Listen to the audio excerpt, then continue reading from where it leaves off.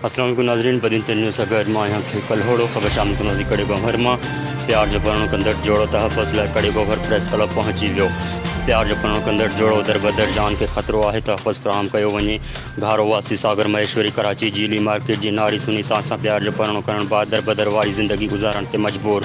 नारी सुनीता मीडिया सां ॻाल्हाईंदे चयो त मुंहिंजो चाचो प्रेम धमकियूं ॾेई रहियो आहे, असांखे फौरी तौर तहफ़्फ़ुज़ ॾिनो वञे। मूं पंहिंजी रज़ा ख़ुशी सां बदिन सेशन कोर्ट में निकाह कयो आहे, पर मूंखे ऐं मुंहिंजे घरवारे खे मौतमार धमकियूं ॾेई रहिया आहिनि। जान जो ख़तरो आहे, तहफ़्फ़ुज़ ॾिनो वञे। हिननि चीफ जस्टिस IG सिंध ऐं वज़ीर आला सिंध खां मुतालबो कयो त असांखे तहफ़्फ़ुज़ ॾिनो वञे। मुझे कोई अगुआ बगुआ ना करें, आउं पंहिंजी मर्ज़ी से आई आहियां, पंहिंजी ख़ुशी से। मुझे छोकरो पसंद हो, मुझे चाचू रहो मुझे घर में बंद करे मारींदो हो, कहंदो हो त एतिरे लाइ करे ही कदम खणियो।